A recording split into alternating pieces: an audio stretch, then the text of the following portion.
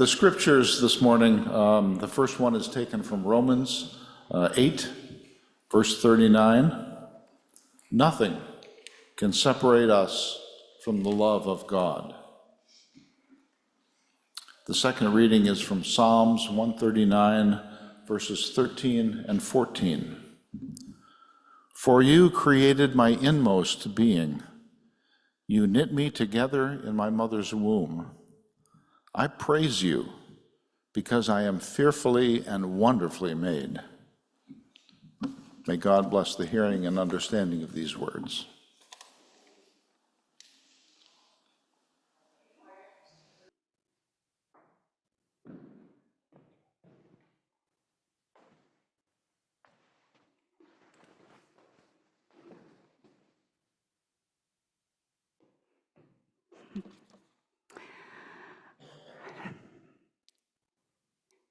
I'm going to move this because I'll probably hit it.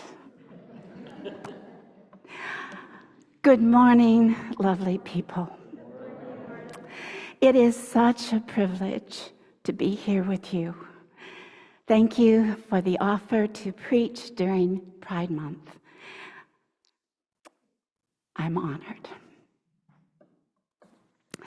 I don't know about you, but what I find is that making our way through this cruel, confounding, ever-changing world is difficult, not only for parents, but for our children and our grandchildren.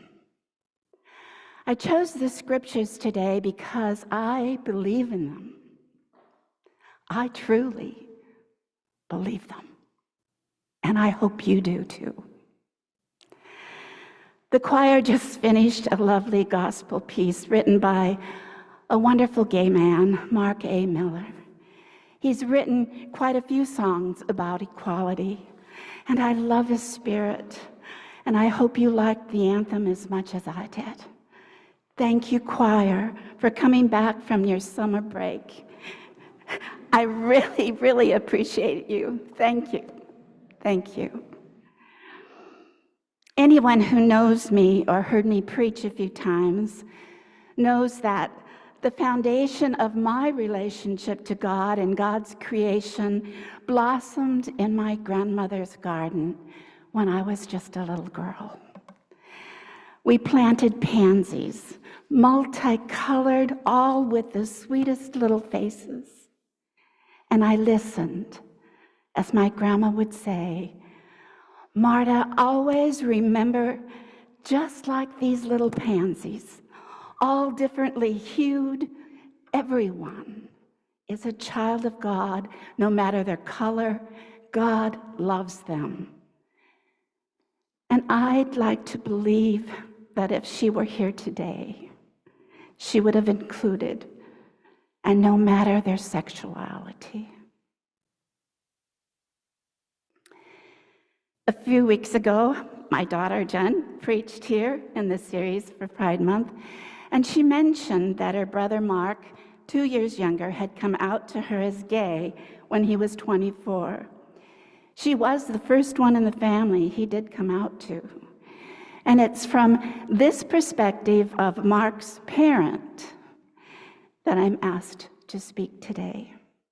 However, I feel the scope of my vantage would apply to any adult who in community comes into contact with young persons learning their way in this world. Mark, I can't believe it, will be turning 52 this year. He's appointed by President Biden the Assistant Deputy Administrator of the Environmental Protection Agency. Also, he teaches a course in environmental law at Georgetown University. He's been married to his husband, Chuck, for 15 years. Mark and Chuck adopted their dog, Marshall, who had been rescued and taken north from a kill shelter in the South. All this is wonderful for a parent to share. Nevertheless, when I talked to Mark about this sermon, to get his permission to speak about him, He admitted that living in Maryland, very near the District of Columbia, that as a couple, he and Chuck feel they cannot hold hands as often as they would like out in public. I also learned in that conversation that after years of moving to different places as a child, Mark and Jen's dad was an officer in the Marine Corps for 20 years, that the constant moving had been helpful for him, having known even when he was younger that he was different, that he was gay. When we moved to Bellingham, Mark was in middle school, and both Mark and Jen finished high school there. And this same conversation was when he shared with me that he had been bullied in both middle school and high school. I didn't know that. It shouldn't probably surprise me that I didn't know, because when the family is all able to gather together, the stories I hear from Mark and Jen sharing about what they used to do in high school, well, it makes me want to roll my eyes. You know, how could I have not known all those things? But here is some history and some clues. Mark idolized his sister and always wanted to do everything she did. When Mark was in preschool on Wednesdays, we'd pick up Jen and take her to dance class. And although Mark would bring a few toys to play with while he waited, he was more interested in learning the dance steps that the girls were doing. Now, if you've raised two children who are close together in age, you will understand this. Jen wasn't always happy that he wanted to do everything she did. It was at this time that I began to wonder about the possibility of Mark being gay. When I was in junior high school, my brother, 3 years older than me, came out to my parents. And living through that experience in the early 1960s with my mom and dad and my siblings, well, you kind of begin to be aware of things. My first clue. One day, Jen's dance teacher came over to me and said, "You know, your son should be in my class. He knows all the steps and the choreography better than half of my class." And I thought about it, and I had to decide right there and then that I needed to start talking about what I had been wondering for a while with his dad. And I said something like, "You know, Bill, Mark has been going with me to Jenny's class." She was Jenny at the time. When I take Jenny to ballet and dance, he knows all the choreography for the dances they'll be performing at the end of the year. And the instructor would like to have Mark in the program with them. What do you think? I was very surprised and pleased when he said, "Well, I hear that a lot of professional ball players take dance lessons for better coordination. I'm okay with it." So Mark was in the dance program with Jenny's class, and he was the cutest little guy in a darling little mouse costume with his tap dance shoes, while Jenny was so beautiful in her tutu and her ballet slippers. In the fall, when dance began again, we put Jen and Mark in different dance classes on different days. There were other clues. We moved to Rhode Island. Mark was now 2nd grade and Jen was 5th grade, and their dad was attending the War College. And at the end of that school year, for the children and for their dad, we found out his next orders would be for Key West, Florida for 3 years. It was when I was gathering up the children's school records, Mark's teacher said to me, "I am so happy you're going to Key West. It will be the greatest place for your family." When we arrived to the Keys, I subconsciously began to understand. Key West had a huge gay population and elected the first openly gay mayor in the United States in 1983. Those 3 years were marvelous years for our family. I began teaching kindergarten at the same school Mark and Jen attended and became the choir director at Old Stone United Methodist Church, where the organist was a wonderful gay man who taught 8th grade choir in the junior high school. And Jen ended up having him as her choir director our last year in Key West.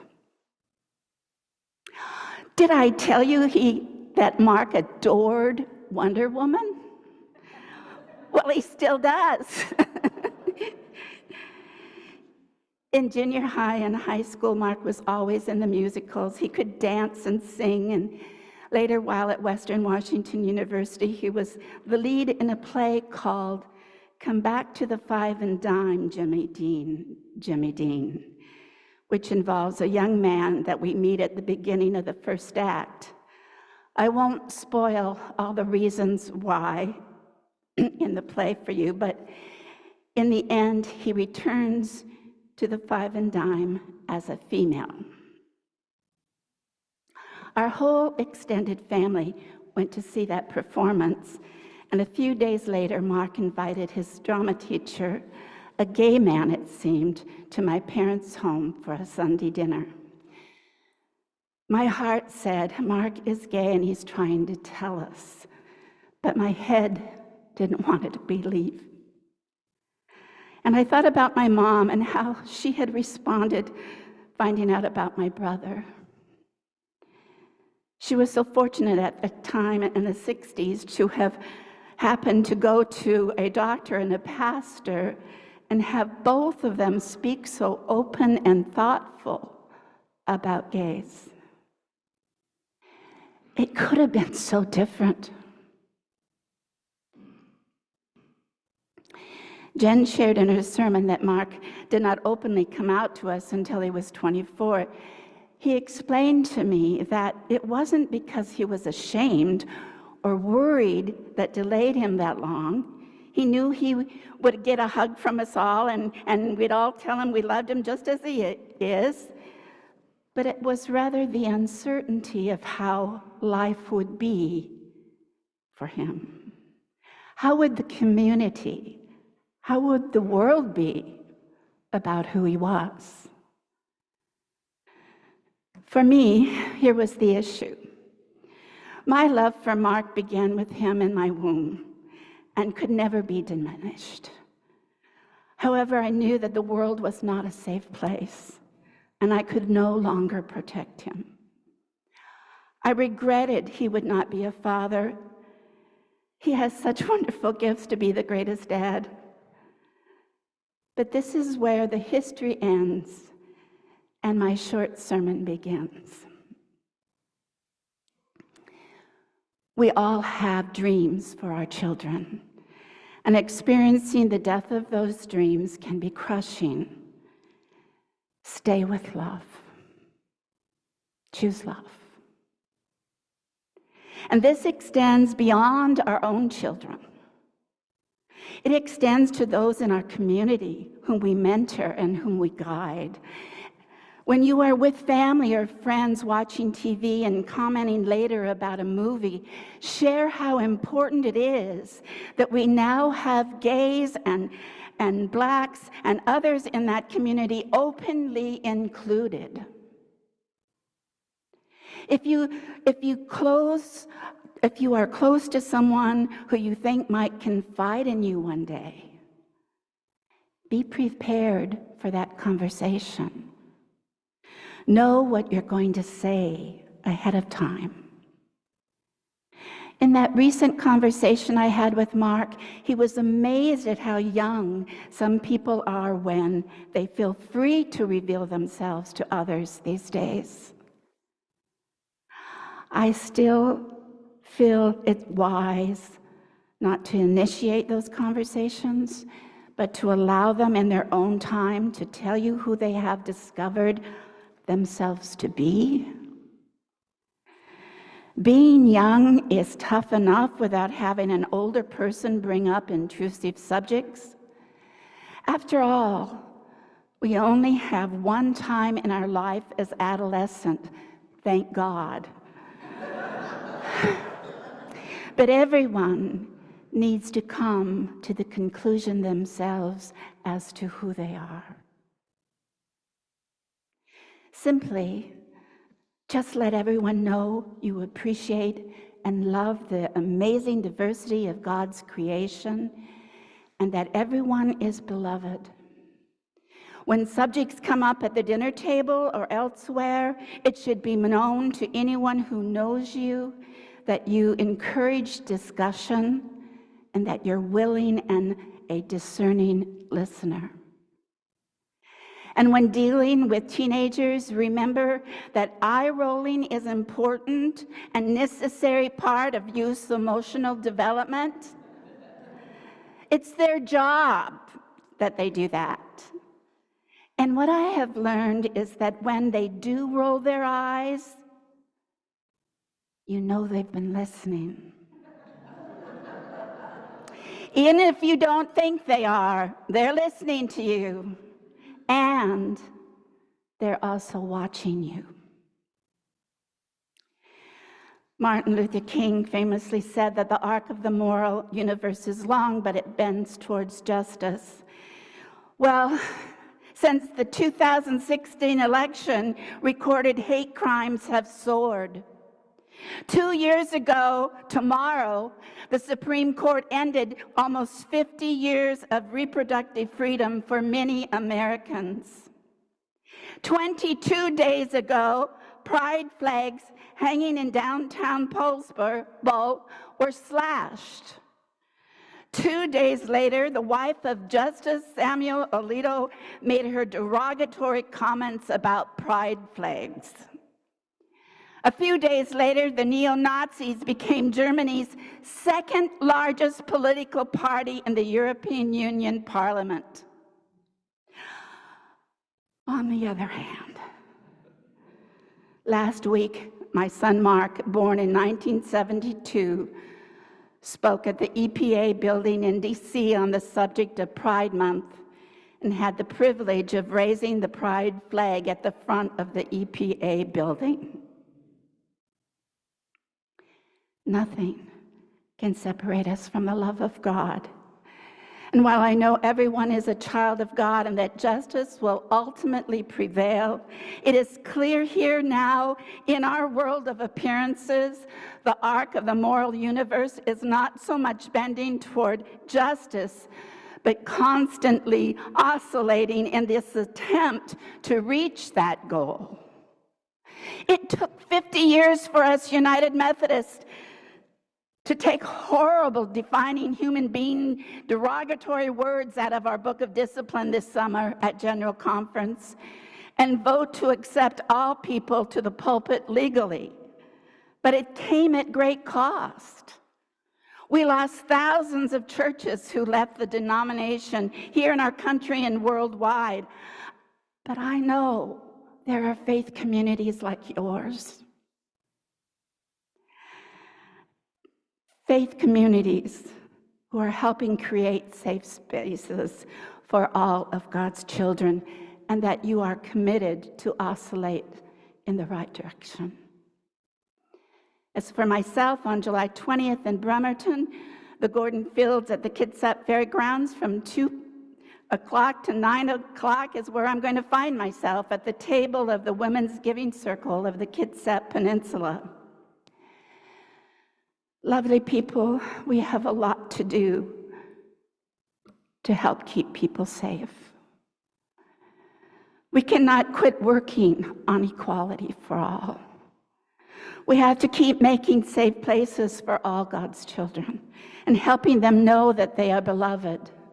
We have to take the love that is in this room right now. I feel it every time I come. And we need to take that love that is here outside these walls. There are many who so desperately need to know your love. We need to help make a difference in their lives.